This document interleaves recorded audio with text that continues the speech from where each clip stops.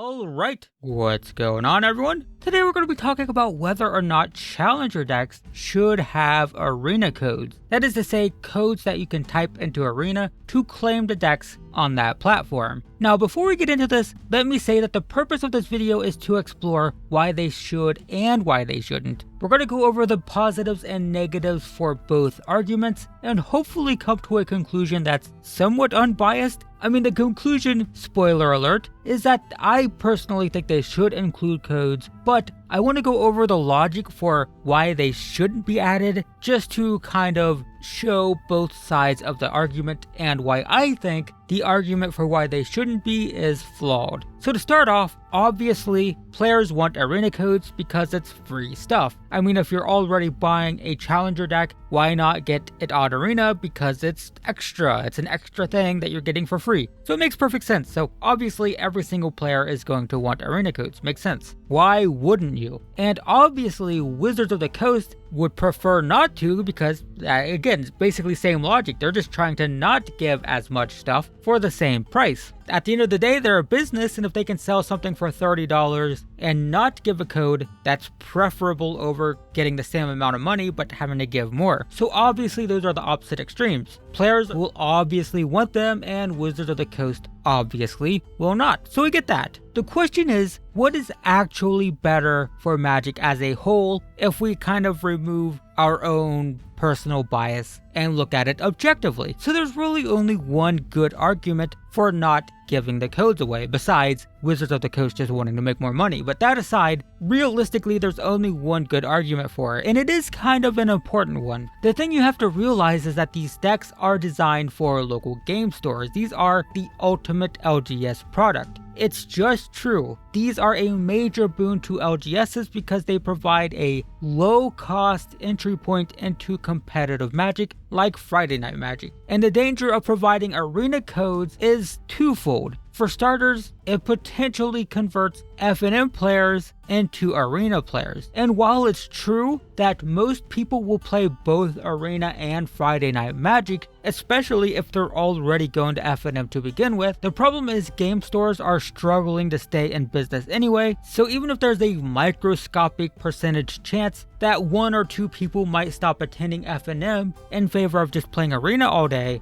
on Friday, that's kind of scary. So I guess that's somewhat reasonable-ish. The other issue is just with arena players buying all the decks just to get the cards on arena. Now this sounds a little bit backwards, right? How can it be bad for local game stores if arena players start visiting those stores to buy paper product? That makes no sense. That's a great thing for LGSs, and you're right, it is. But here's the thing, every single time a player buys a challenger deck, an LGS owner knows that person is more likely to start attending standard events. Imagine if you're an LGS owner, right? Imagine you're an LGS owner and you have a table of commander players, and it's the same 4 commander players that are in every week. They might buy cards here and there, but they don't, pay entry fees for events. They just come in, play commander for fun at the tables. And let's say on challenger deck release day, all 4 players of that commander pod who don't attend FNM ever come up to the counter and buy challenger decks. That's great, because these are people that are already playing at your store, and now they have decks to attend FNM with, which has an entry fee where you make a little bit of money. So, yep, that's great. Now, imagine that same scenario, except instead of 4 commander players, a group of arena players come in instead. They're new faces, so that's pretty exciting. When you have new people coming into a store, it's like, yeah, great, we need more people because we're probably going out of business. But during checkout, they say that they're just buying the decks for arena codes, and they don't have any interest at all in coming to FNM. Now don't get me wrong, hey, a sale is a sale, right? But the challenger decks are different because every challenger deck sale that an LGS makes is a potential repeat customer, because not only will they buy the challenger deck, but they'll also pay $5 a week in entry fees to play standard events. So seeing arena players siphon the decks out of LGSs just for the codes could actually be kind of a bad thing, especially since challenger decks are somewhat limited in print anyway, and most stores will sell all of their challenger decks regardless. So you would prefer that 100% of them go to people who are much more likely to attend an event as opposed to people who are going to pull them off the shelves and then never show up again because they only wanted the code. So that's probably the best argument that Wizards of the Coast can make for not providing codes with the decks. But there's one major fatal flaw with it. Can you guess what it is? Does anyone see the major flaw with this argument? The Challenger decks are not exclusive to local game stores. They're sold on Amazon and in big box stores like Walmart and Target. And I would bet that your average arena player, particularly the type of arena player who has never played in paper and who has no interest in playing in paper, if these had codes, I doubt that they would go to local game stores to buy them. They would be buying them on Amazon. They would be buying them at Walmart and Target for sure. I mean, don't get me wrong, maybe a small percentage of them would go to a local game store, but I almost guarantee that if someone has never been to a local game store and they're exclusively an arena player, if they're going to buy one of these for the codes, it would probably just be on Amazon. So the idea that arena players will siphon the decks out of local game stores and not provide that potential revenue stream from someone who's going to start attending events is not, in my opinion, a great argument for not providing codes. So the question is, why aren't there codes in Challenger decks? I mean, it's a great question, right? Because if you put codes in, you will have arena players who will buy them just to have arena decks. It gives you the opportunity to sell paper cards to arena players. And imagine this, providing arena codes could actually be a massive boon to local game stores because, like, let's imagine the worst case scenario. Let's say it's day one of Challenger deck release and arena players swarm the stores with zero interest in playing paper Magic and they buy all the Challenger decks just for the codes. It's like the toilet paper during the coronavirus, right? Like you go in to buy a Challenger deck and it's just all gone. What a disaster, right? Because all those cards are just going to go into shelves and into desks and who knows where, and the people are just going to pull out the code and that's it. So all those potential F&M players are not getting the decks, and that's who you want to have these decks. That's like the worst case scenario, right? You can't get worse than that. But now imagine when those players redeem those codes if they're presented with the WPN Store Finder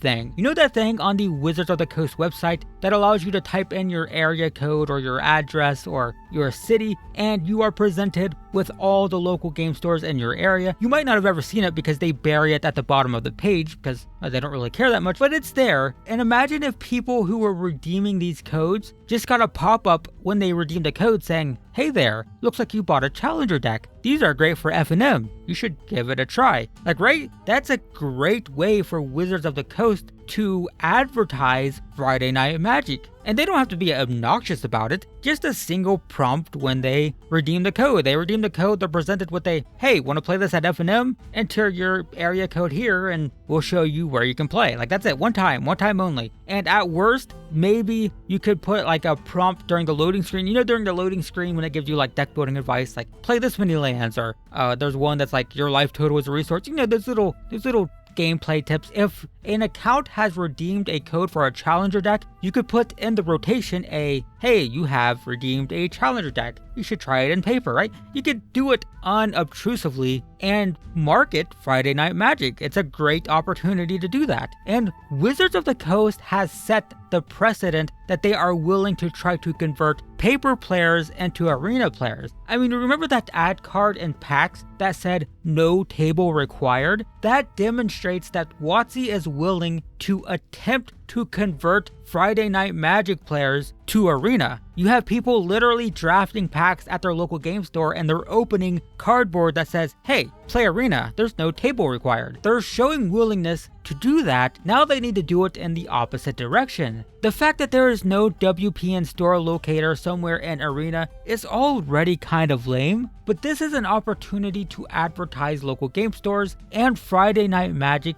to arena players in a way that makes perfect sense. I firmly believe that Challenger decks are the best paper product in existence for local game stores and the health of local game stores because it provides such a cheap entry for tabletop Magic. I mean, $30 and you have a deck that you can play at Friday Night Magic. That's very important. And I can kind of get why WotC might be afraid of adding arena codes because of the potential negative implications on game stores, but if they felt that way, then they wouldn't sell the decks in Walmart and Amazon. So I think if you're already selling them outside of local game stores, then at that point the codes probably aren't going to hurt anyway, because like I said, the people who are going to buy them for the codes are probably not buying them from local game stores anyway, but providing those players with the opportunity to own a paper deck that can be played at Friday Night Magic and then advertising to them where they can play could be very important in converting some arena players into potential Friday Night Magic players. But Wizards of the Coast has to show the willingness to advertise local tabletop play on Arena, and considering the fact that they buried the WPN store locator at the bottom of their website probably means they're not going to make much of an effort to advertise on Arena, which is disappointing, but I do believe that it is possible to put codes in challenger decks and not only not hurt local game stores, but potentially promote them if Wizards of the Coast is willing to make the effort. The question is, are they willing to? And I'm inclined to think that the answer to that is very much no. Anyway, that's all I have to say about it for this video, and I could go on. There is so much to cover, like what happens when arena players buy the decks for the codes and then try to resell all the cards to recoup all their money, right? Like what happens if an arena player buys the deck, uses the code, and then just flushes the cards back into the secondary market? Like what kind of an impact does that have on card prices and stuff like that? Or what happens if more of the cards get bought up by arena players and then just disappear off the face of the planet as they shove them into drawers and whatnot and forget about them? Or what happens if codes make it more profitable for LGSs to just open and sell the codes online?